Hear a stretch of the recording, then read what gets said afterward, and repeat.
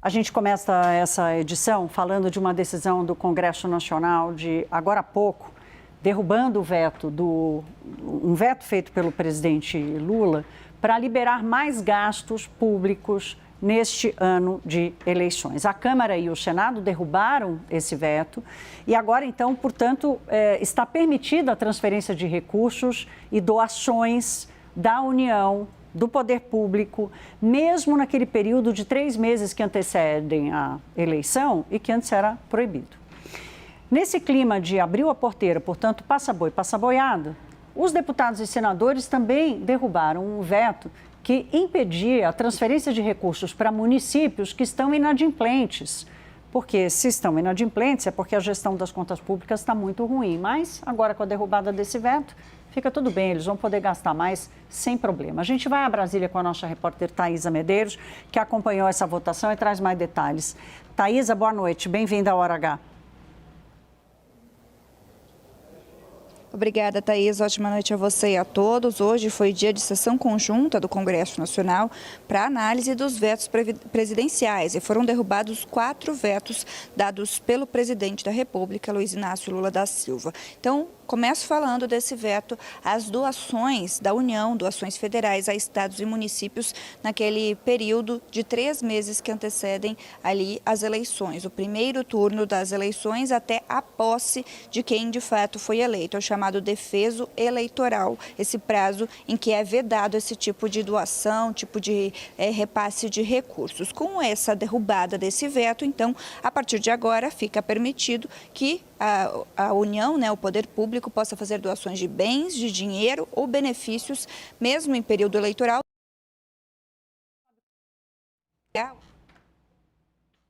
em fins específicos, fins públicos. Na ocasião desse veto, então, o Executivo justificou a inconstitucionalidade dessa matéria com base na lei eleitoral, justamente feita para evitar que governos acabem beneficiando algum município em detrimento de outro, algum estado em detrimento de outro, e o que pode acabar também favorecendo alguns candidatos no pleito. Além disso, também apontou que uma lei temporária, como a Lei de Diretrizes Orçamentárias, não pode acabar conflitando com a lei eleitoral, que é uma norma permanente.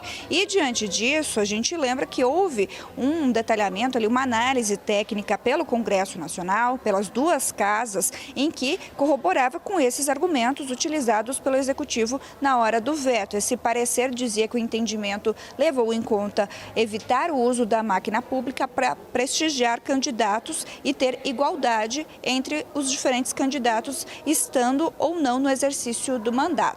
Bom, e teve outros vetos também que foram derrubados hoje, falando um pouco sobre os municípios inadimplentes. Essa foi uma sinalização que o presidente do Senado, do Congresso Nacional, Davi Alcolumbre, já havia feito aqui durante a Marcha dos Prefeitos, na última terça-feira, de que olharia para essa pauta municipalista e, com isso, então, foi derrubado ali, com uma articulação também do ex-presidente da Câmara, Arthur Lira, esse veto que proibia, repasses da União a municípios inadimplentes, municípios de até 65 mil habitantes. Isso porque o entendimento do presidente Lula, do Palácio do Planalto, era de que seria inconstitucional liberar recursos federais a municípios devedores, porque isso acaba sendo uma possível exceção de inadimplência, o que já está corroborado lá na lei, que saúde, educação, esses outros gastos, de fato, podem estar dentro ali dessas exceções, mas que precisariam ser corroborados pela própria lei. Então, diante disso, o presidente vetou e foi derrubado também esse veto, permitindo, então, repasses aos municípios menores que estejam devendo. O argumento foi de que são 3.200 municípios devedores hoje e que essa é a maioria, dos municípios brasileiros. Também teve veto derrubado dos recursos para obras em estradas e também da malha hidroviária. Foi uma sessão conjunta aí que durou bastante tempo e que levou, então, à derrubada de 4 vetos presidenciais que já estavam também contabilizados aí pela ala governista. Thaís. Obrigada, Thaís. Até já. Olha, A Thaís acabou de dar um número aqui, 3.200 municípios, portanto, mais da metade dos municípios brasileiros que estão inadimplentes. A gente acaba tratando bastante aqui da situação fiscal do governo federal, né? Das contas públicas do governo federal. Mas há uma fragilidade gigantesca também na gestão das contas públicas de estados e municípios. E o que um dia como esse, como hoje, que aconteceu no Congresso Nacional, demonstra para a sociedade brasileira é que o Congresso não está muito preocupado em como melhorar essa condição de fragilidade. Vamos fazer o seguinte, já que é ano eleitoral, vamos dar uma pioradinha, depois a gente resolve. Eu vou receber aqui os analistas de hoje do Hora H. A gente tem participação especial logo no comecinho do Hora H, que é com a Lucinda Pinto, nossa analista de economia. Lucinda, bem-vinda, boa noite. Pedro, boa noite para você. Pedro, eu começo com você, para a gente, antes de olhar para a economia, olhar para a política. Quem é que vai se dar bem com essa porteira aberta, com esse passou boi, passou boiada? O governo, a oposição ou os dois lados? Boa noite, Thaís. Boa noite, Lucinda. Boa noite a todos. Eu fui dar uma olhada nesse mapa eleitoral das prefeituras do Brasil com base nos prefeitos eleitos em 2024, porque essa foi uma decisão do presidente Lula que deixou os prefeitos irritados. É uma leitura de que foi uma decisão antimunicipalista, bem nesse momento em que o presidente precisa se conectar com a base, né, das cidades brasileiras. Então, quem vai ser beneficiado na prática são os partidos de oposição, que elegeram a ampla maioria dos prefeitos em 2024. Ou seja, durante o processo eleitoral, as campanhas para deputado, as campanhas para governador, sempre tem os prefeitos na retaguarda. E eles vão poder receber injeção de recursos bem no período eleitoral ou às vésperas, 3 meses antes do período eleitoral. O MDB é o partido que mais tem prefeitos no Brasil ainda, são 850. Mas na sequência vem o PP com 747, União Brasil com 583, Partido Liberal, o PL com 517.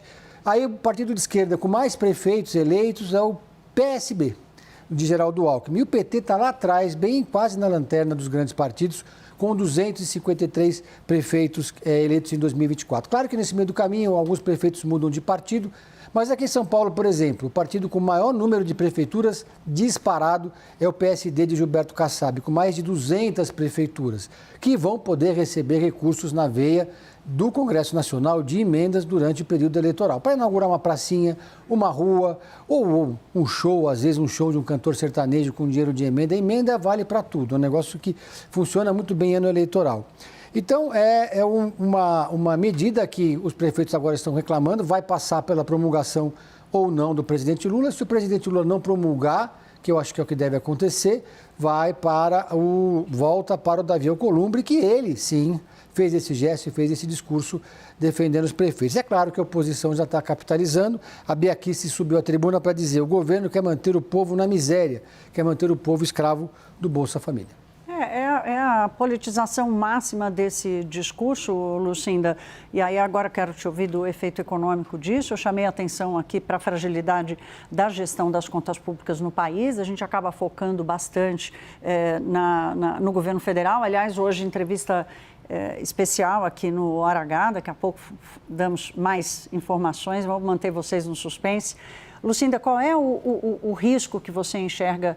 De curto prazo me parece um pouco óbvio, mas de médio e longo prazo, para essa gestão de contas públicas sem freio, sem limites? Acho que é exatamente como você disse há pouco, é fragilizar os instrumentos de controle de gastos públicos. A gente tem, a gente vem de um período de questionamentos e de fragilização de muitos mecanismos de controle dos gastos do governo e parece que essa é uma ação que vai muito nessa direção. É verdade que os municípios enfrentam uma crise financeira séria há bastante tempo, por várias razões, inclusive por questão de gestão. A gente sabe também que muitos municípios têm praticamente 90% dos seus orçamentos dependentes desses repasses, apenas 10% ali dos recursos que eles conseguem levantar vem de arrecadação própria. Então, realmente é uma situação delicada. Agora, como você também já trouxe, é uma questão de olhar ali para essa estrutura mais do que exatamente reforçar esse movimento de repassar recursos para municípios que não estão fazendo uma boa gestão ou não estão conseguindo fazer o controle adequado das suas contas. Acho que o risco aqui é aquele risco moral, né? Então, de você dar um incentivo para que o inadimplente continue inadimplente. É um pouco a lógica do refis, a lógica das renegociações de dívidas com os estados, que a gente tem visto acontecer. Então, por que o município vai fazer o seu pagamento em dia, vai se posicionar ali de forma correta com as suas contas, se ele sabe que vai continuar recebendo os recursos da União?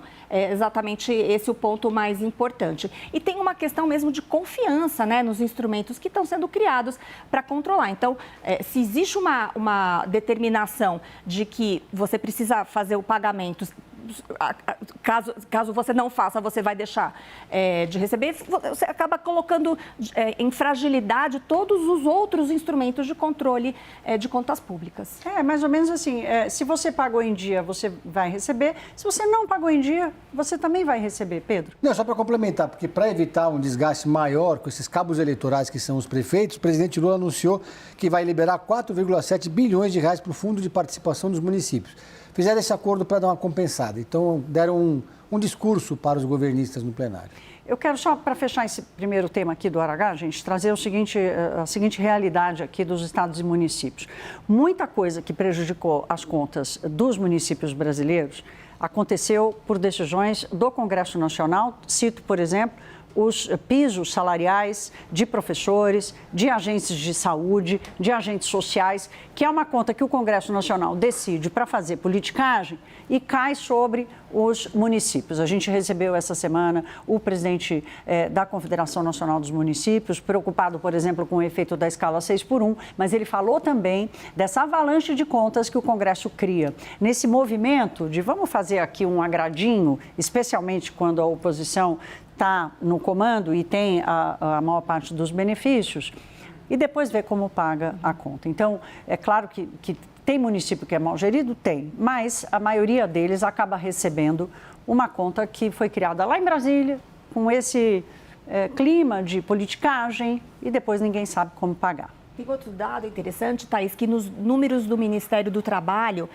que são reunidos ali no CAGED, tem um dado que mostra que em 2025 os municípios contrataram mais do que o setor privado. Foi um pouco mais, ali na casa de 1 milhão de pessoas, uma diferença bem pequena. Mas o fato é que tem também um movimento de ampliação ali da equipe, do número de funcionários. Isso é uma questão que pesa, no fim das contas, quando você tem regras que são estabelecidas ali pela União para determinar os salários desses funcionários, né?